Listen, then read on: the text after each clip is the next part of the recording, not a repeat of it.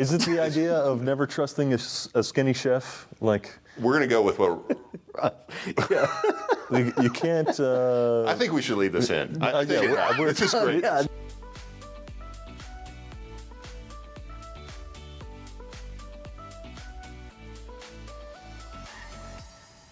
Hey everybody, and welcome back to the Fun Money Podcast. We are your hosts, Josh Hargrove. And Ross Powell.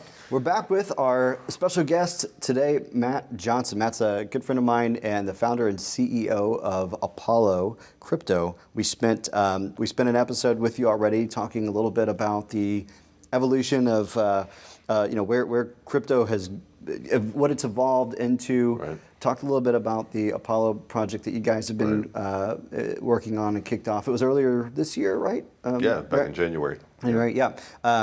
Really, really good stuff there. We want to continue to pick your brain a little bit today and talk about, okay, I'm interested in investing in crypto, getting into that space. What advice do you have? That's kind of the theme of this episode. Right. Probably good just to say, like, as a disclaimer, we're not endorsing that anybody does it, either Ross or I or you by any means. But I mean, the reality is right. People are interested, right? And right. So, all right, well, if you're going to do it, what do you need to know? How are you safe? How do you get started? Those kinds of things right. are what we want to talk about today. Yeah. All right, let's jump in. Let's jump in, shall we? Sure. All right. Yeah. So, So I think it might be kind of interesting to start. If you're okay with it, Sure. Before you were a crypto developer, you were a crypto investor, right? Correct. Yes. So your journey, like, what was that like? Right. So everybody has that story about Bitcoin, right? Yeah. It's just someone brought it back to me probably 7 or 8 years ago. I was wrapped up in a lot of different new projects. I bought a rocket, and I thought, well, that's really interesting, but like everyone asks, like, where is it being used? Like, how many people? Oh, there's these weird ATMs that I don't know. I'm going to pass on that kind of thing. Well, you can't live under the idea of, like, what did I miss out on that kind of thing. But it only really started getting interesting to me, like we talked in the last podcast, is when there was this kind of framework or language behind it that could extend it, a little bit. But I want to eat the dog food, and like participate in the. I don't know if that analogy came out right. Like, eat your own dog food. There's some analogy related to you should participate in what you're about to do. We might have to cut this. Is it the idea of never trusting a skinny chef? Like, we're going to go with what. You can't. I think we should leave this in. This is great. Yeah, this is good. So my whole point was, like, you should participate in the ecosystem you're going to develop for. So I should be an investor. Yeah. And we all know clearly that I need help in the investing side, from what I've traditionally done. But I thought this was a kind of a cool, exciting space to get into, to diversify into. And I think that's kind of the important point. Yeah. You guys would likely agree with me, is like, this isn't something you want to put all your eggs into. It's nascent, it's risky, it's largely unregulated. There's a lot of things to figure out. But if you have it as, we talked many times, it's just like, if you're going to put a portion to it, just make sure it's into that risk profile that you have there, so like that. So we had that conversation. I took some of it and said, okay, like, let's go out and see what there's. A lot of small market cap type stuff I thought was interesting.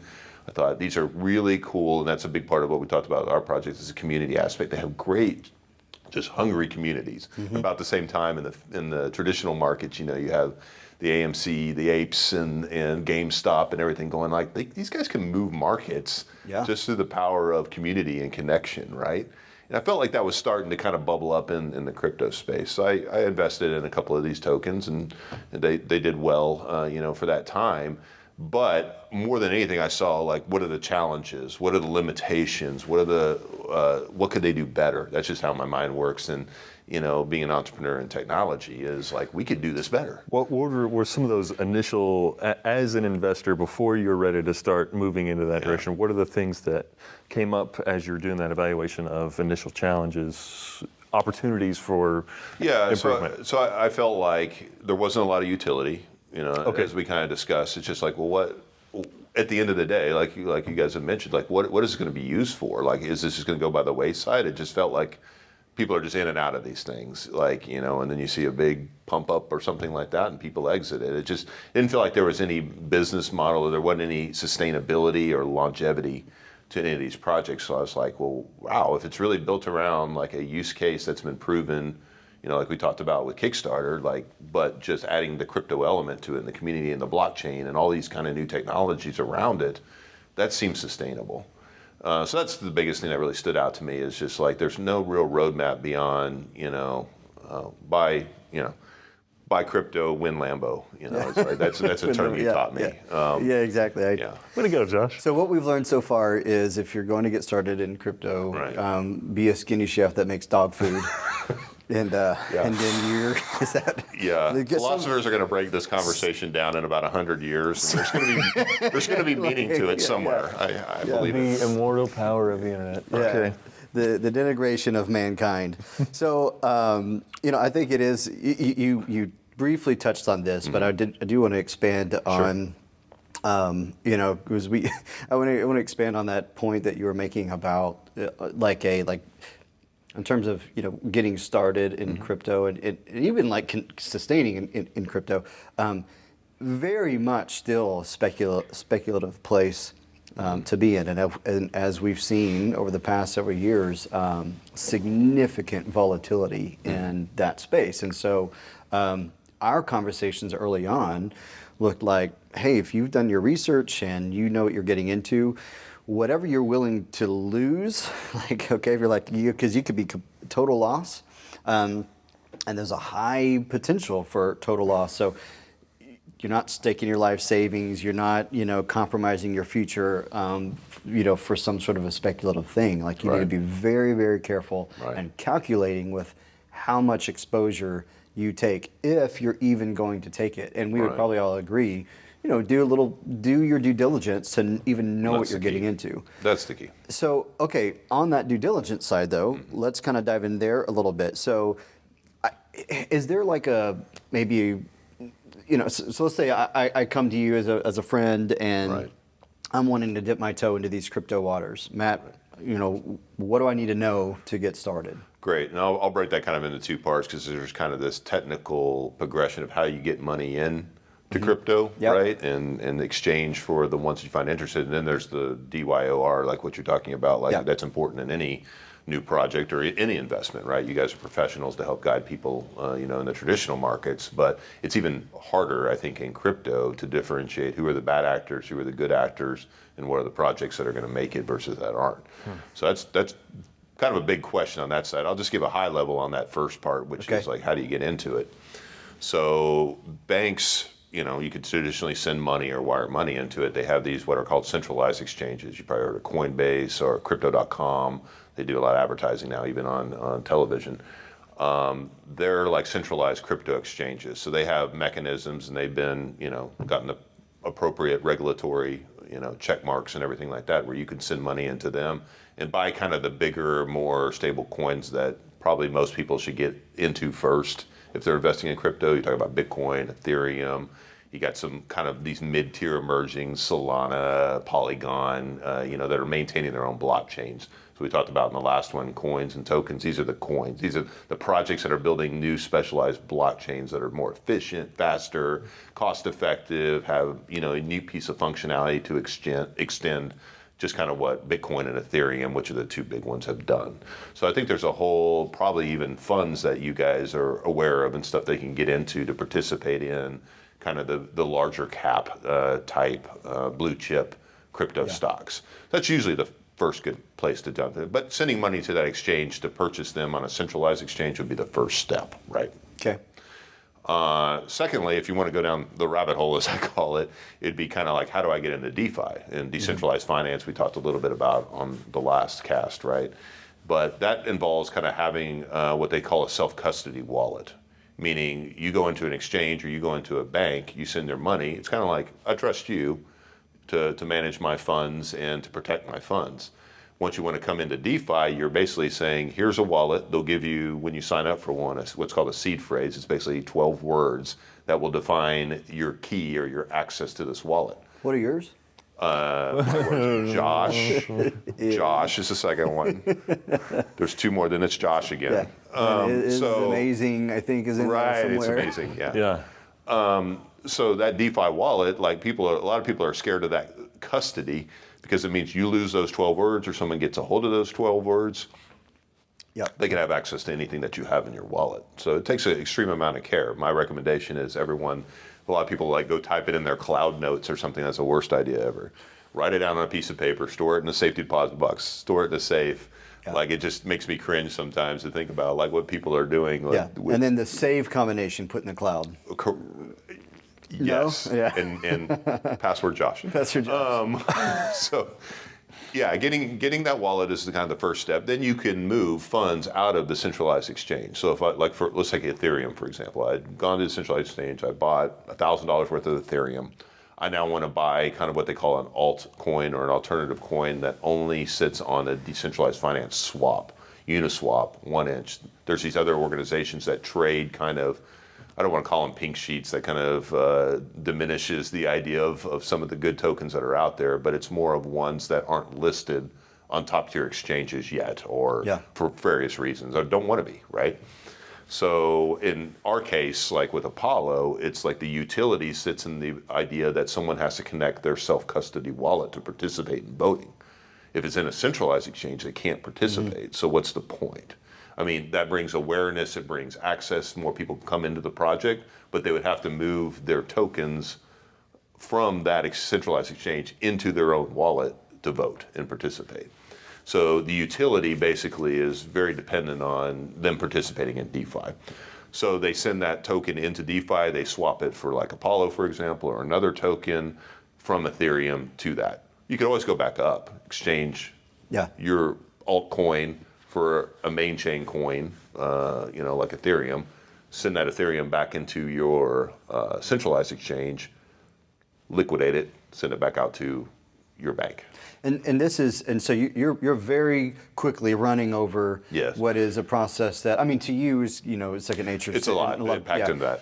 And so if you're listening and you're watching and you're thinking like, wait, what? I'm kind of lost. We can, we'll have a link on there to kind of sort of a step-by-step, process where you can, know how to do this, and more of like a guide, I guess, unpack that. And so I think analogies are helpful to me. I think as you're talking, I'm thinking like you're making this comparison. It's like, well, if I wanted to buy gold, like actual gold bullion or something, then if I'm going to actually have that, I got to keep it someplace safe, and I'm not going to go to the bank and get gold from the bank or something, right? But there's going to be some sort of exchange I'm working through, so you kind of have some comparison there a little bit, but but I think if you kind of can take that concept and then go, okay, that's kind of the idea behind what you're doing over here.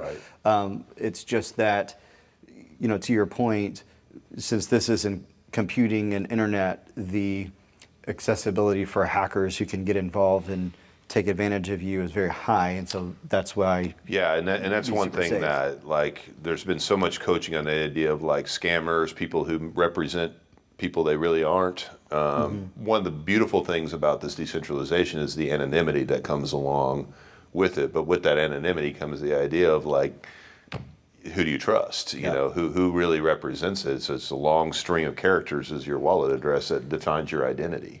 Yeah. Right. There's services now like we did back in the early internet days where you can get a domain name that give you what they call an ENS name or something like that, which will define your wallet. But a lot of people don't want to reveal their wallet because the nature of the blockchain is completely transparent. So it's like I could go in and look at your statements and bank accounts and how you're moving money within Bank of America. Yeah. That's not attractive to a lot of people. While that's good for a project to show that level of transparency as individuals, there's some inherent, scary things that could occur there. And I think that's just part of any kind of large transformational thing.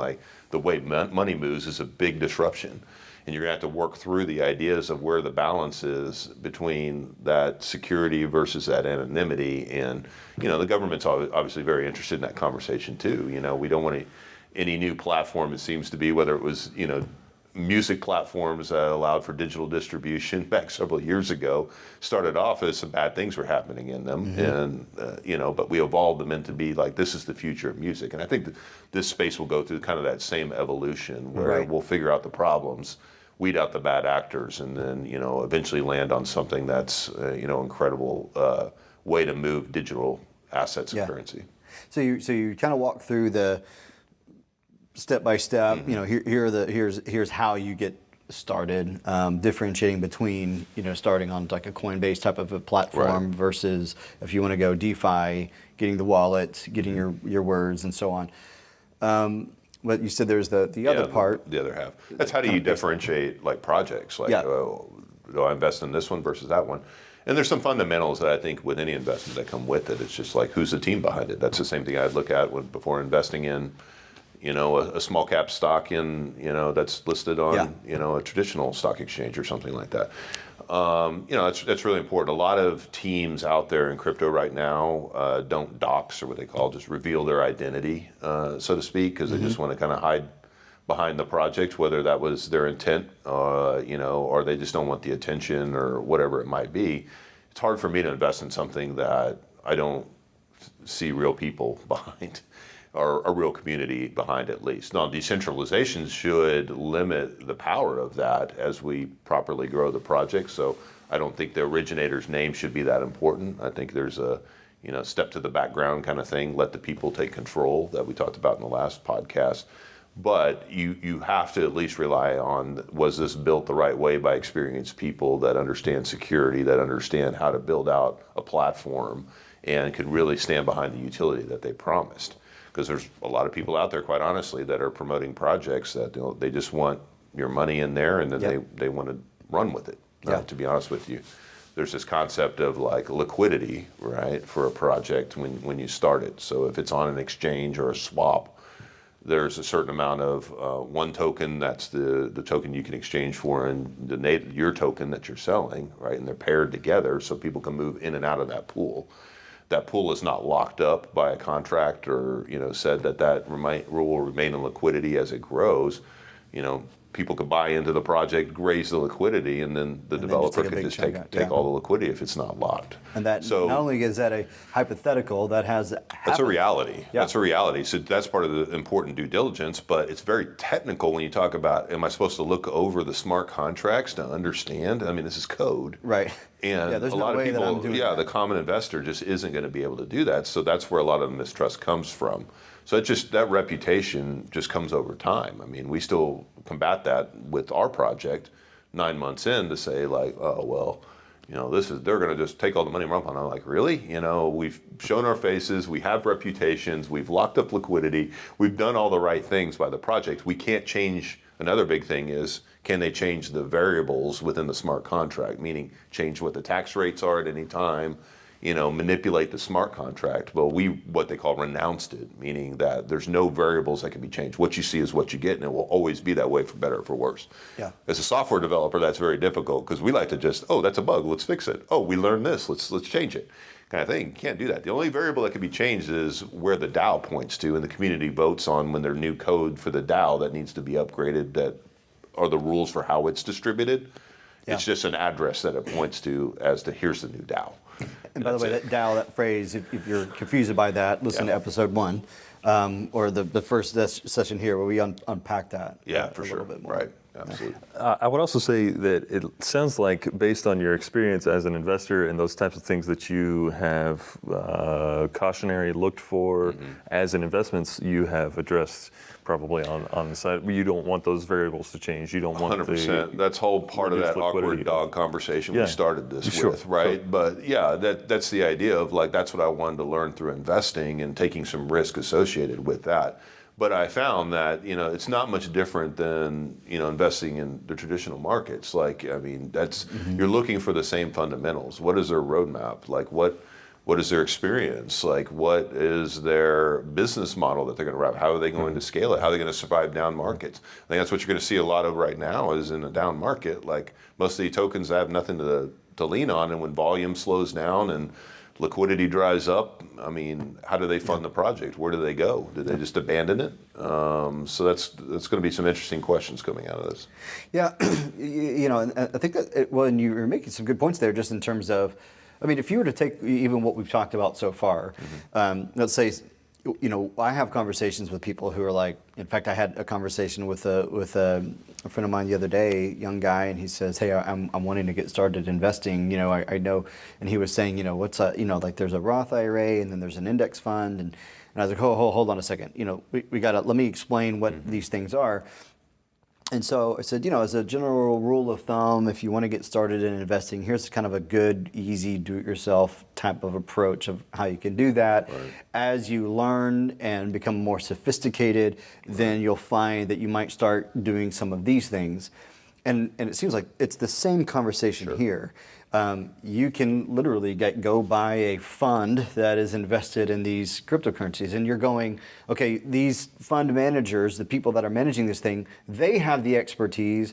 They're doing the due diligence of weeding these projects out and evaluating them, and so I'm kind of partnering with them. Right. Now I'm going to pay a fee for that, Sure. part of that fund expense. So as you become more sophisticated and learn more, you might start going down this rabbit hole. For sure.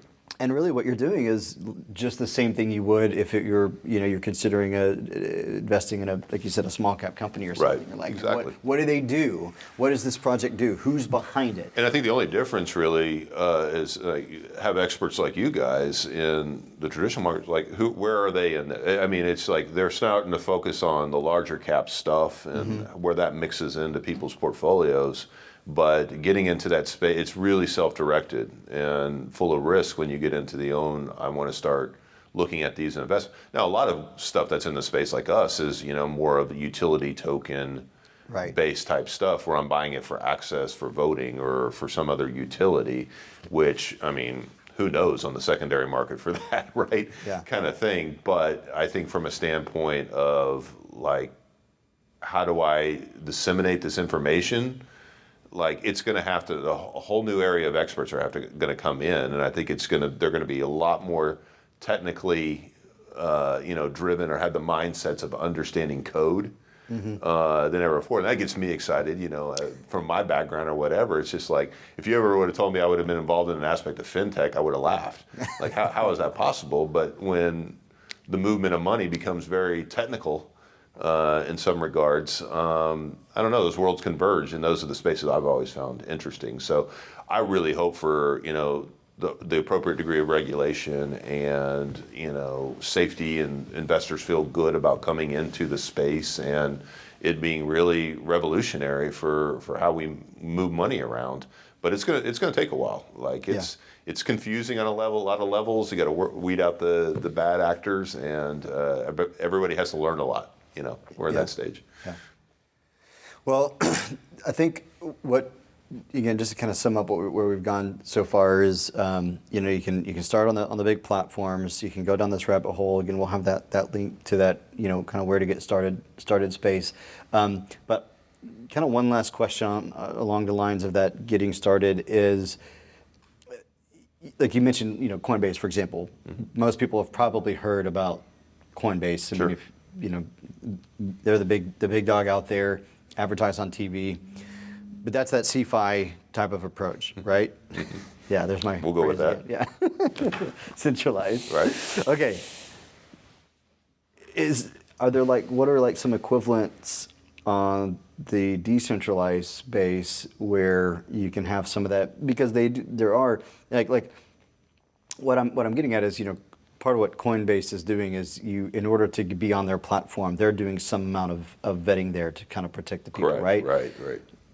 Is there any sort of platform, are there platforms that exist in like manner if I'm going to go down that decentralized space? Yeah, there are some that do and some that don't, but I think eventually all swaps and things in DeFi that are exchanges, so to speak, will be required to do with like KYC, know your customer. So they have to go through a process of, submitting your ID and registration to make sure you're not on any lists or part of an organization that's doing nefarious things on that blockchain. But I mean, we mentioned kind of Uniswap, 1inch, There's a number of different things, even other exchanges like that deal in more smaller cap tokens. Like Binance is the world's largest exchange by volume. There's not access here within the States to that exchange. That's a international exchange outside of the U.S., but dealing in a lot of tokens that are kind of nascent, so to speak, to get into that space. And so there's lots of opportunities depending on where you live at to get into these kind of rabbit hole, as we're calling them, type experiments and things like that. But I think anytime that you want to bring fiat into the space, that's where most of the gates for security and making sure that that's buttoned up. That's where most of the regulators are focusing on, is like who's coming in through the gate, who's leaving the gate, and as we talked about, kind of that progression of like coin down to token or whatever. There's not a lot down in the token space in terms of more anonymity exists in there in terms of what you do, but definitely in moving money in and out of the blockchain in general is where it's protected. Yeah. You have anything else, Ross? I think that's a good place to kind of Cool. Yeah. bottle up this conversation. I'm sure there's a lot more that we could talk about. Well, we but- could do a 10-part series. I feel it already. We definitely can. I think there really is a lot there. This is fun, and like I said, at the beginning of the last episode, I love technology. I love talking about money. So you marry these two concepts, and it gets really exciting. So I think definitely are some more conversations that we should have in the Love future. It. Thanks for having me, guys. Yeah. Really appreciate it. Well, as we said, we always end talking about what we've been listening to lately. Could be music, could be podcasts, could be a book on tape. I'm happy to go first if you want we'll to do that. So I came across just recently this Jock Jams, or this curated playlist for girls volleyball in high school, and it's just become kind of my go-to. It's incredible. Yeah. You know what? You're making a joke right now, but I'm telling you right now that you would love that playlist. I'm sure I would. You actually would love that playlist. Fantastic. I know. It is pretty fantastic because it's got a great mix of. Yeah. Anyways. Fantastic. How about you? What are you up to? So I guess curating playlists is my deal, but I put together another playlist that I have dubbed Wannabe Scores. I love like the big, Pirates of the Caribbean, Transformers, all of John Williams stuff, those big movie scores. Well, there are some artists out there that create music that weren't on some big movie, but they still sound really good. And so just a few that you can go check out: Demise of a Nation by Succession Studios, Eternity by White Stand, Eyes of Wonder by Caleb Etheridge. Yeah. So check those out. Those are just a handful of some of the songs that I've put on this playlist that are fun to listen to, kind of make you feel like there's some epic battle Maybe about some to take place. future intro music to your podcast? Yeah, maybe so. Yeah, or maybe. we wouldn't want to pay for it. So. Fair Yeah. enough. And if any of you listening are like, hey, that's my deal, I want to make music like that, go check out Apollo Crypto, Right. where You get maybe funded to make their intro, and That's they won't right. have to pay for it. See Look at how that. this works? Winning all the way around, Right. guys. I That's love what it. this is all right. about. Yeah. How about you, Ross? So lately, I've been listening to more Taylor Swift than I would prefer to. But my daughter's She's very a good. little interested in playing guitar. For sure. I play guitar, so I want to find. And my experience in learning to play is that I found a song I liked and I wanted to play it, and it was Metallica. Makes sense. So, like we talked about in the last There you episode, so if she finds something that she likes and wants to learn to play, I'm going to learn how to play it and teach her how to play it and learn it with her. So that's what I'm doing right now. Is more Taylor Swift than I prefer. But you know what? Watching your kids fall in love with music and want to create music is very exciting. Yeah. As musicians, watching that happen is very exciting. So and Taylor Swift is very good, right? Yes. Oh, there's no Yes, doubt. yes, She's fantastic. Can't argue. And if that's the road to being a musician. I'm sure my parents said the same thing about Metallica when I was grinding out the power chords. I don't know about that. That it was You have not interesting their parents. it was not their preferred style of music. For sure. Oh, That's okay, what I'm with you. That's the skinny chef that I was trying to Well, thank you guys for hanging out with us. And Matt, thank you again very much. Oh, appreciate it, guys. It's for been making great. time. Thank you very much. So yeah, check out Matt. Check out it's apollocrypto.org. Right? ApolloCrypto.org. Yep. ApolloCrypto.org. Should have said that in the last one. We'll make sure we have a link to it as well. But yeah, for more on their project, thanks for listening. We will see you guys next time. Thanks.